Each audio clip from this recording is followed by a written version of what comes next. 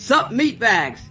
Welcome to part 2 of Timbo's less than stellar Christmas performance. The Spud Dud has decided to look in on the live stream he was previously timed out on. And they are indeed talking potato. However, not in the way he was hoping. We think he was expecting that they would have somehow changed their minds about the guy they just timed out for being a nuisance. And indeed a nuisance they still see him as.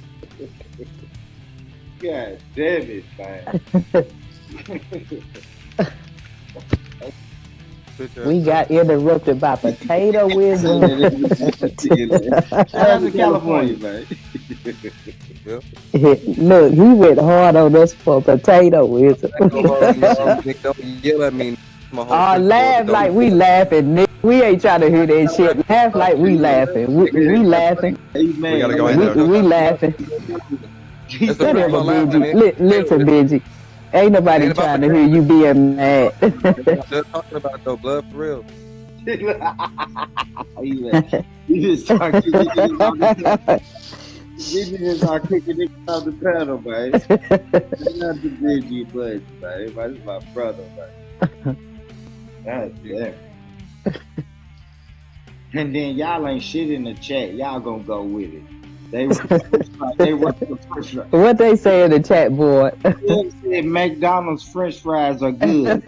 Y'all ain't shit in the chat. I'm telling you, a lot of. He kept watching until the panel slowed down a bit, and he immediately came to life.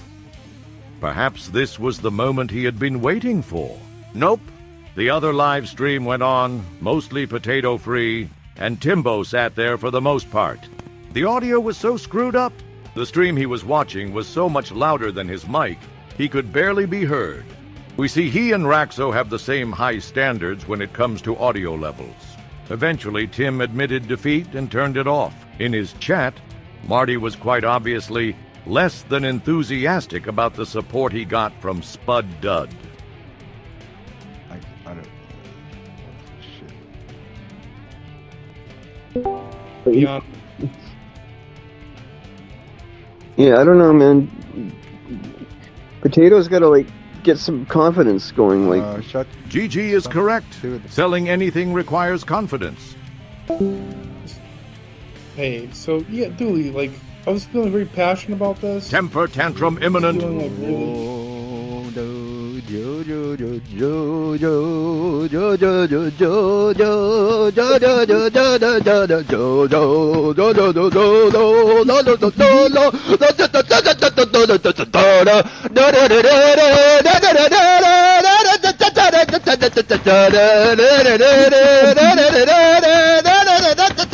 Grown man? What do you think, Marty? You just kicked out Gigi? What do you think, Marty? Gigi? We think you're a baby. Why? I don't know. I spin the dreidel. But this guy I don't know what happened. always comes back to the Jews. I know what happened.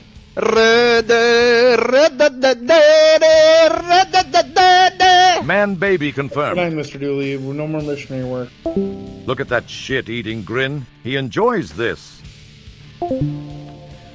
Remember, folks, in his mind, none of this is even remotely his fault.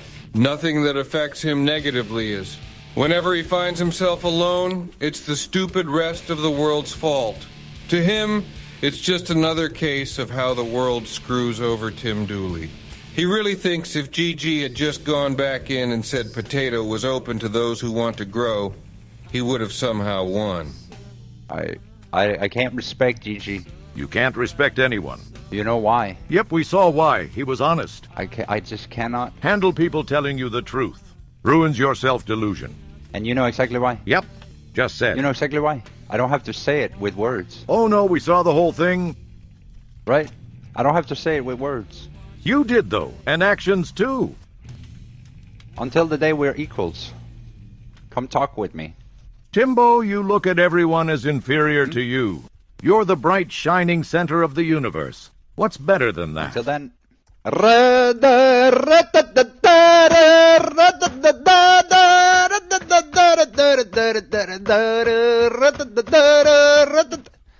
see?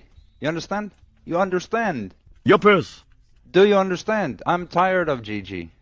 What's wrong with him? He wouldn't be pushed around. Or why am I even asking what's wrong?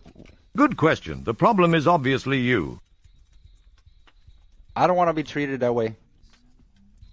And that was how Timbo handles not getting what he wants. At least that's his first reaction. You know, it was all going to be coming back to AI. Tim cannot be bothered to explain himself when he gets all twisted up in the shadows or whatever. So he is having ChatGPT craft a story to explain his side of things.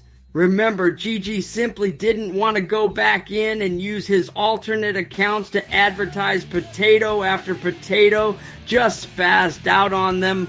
It makes complete sense to everyone but Tim here. Get ready for some AI coat.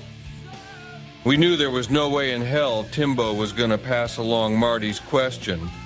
So we did. And as you can see, the AI agreed with Marty. What a shock. Oh, look, it's dark at night. Also shocking. Hey. 100 Saratoga.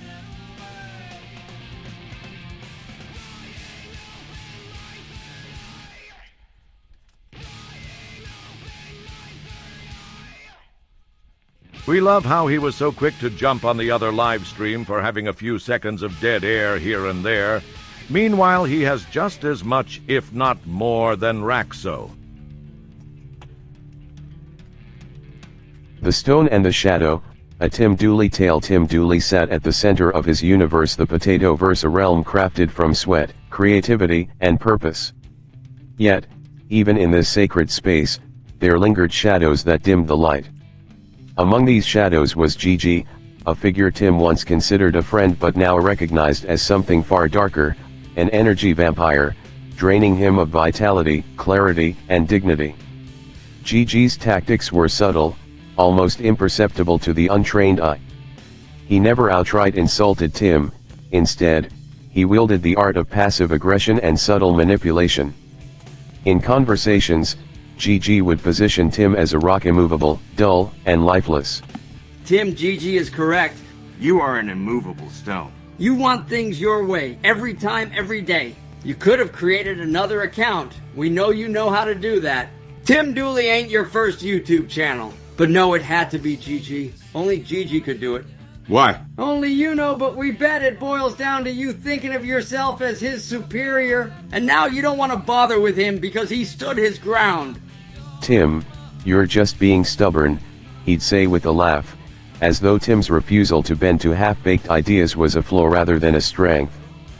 He framed Tim's steadfastness as rigidity, his independence as obstinacy. All the while, Gigi's real self was reserved for Marty, their shared ally in what felt like a calculated scheme. Marty played his role well, too well, in fact. With his easy charm and casual ignorance, he pretended not to notice Gigi's manipulations. Observation. No, Timbo, you are the one who manipulates. We have seen that clear as day. In fact, this whole pouty party is based on the facts that he wouldn't do what you told him and dared to say you needed to get more confident. This is why you are a cow, Tim. Come on, Tim, we're just trying to help, Marty would say, his tone dripping with a faux sincerity that felt like poison to Tim's ears.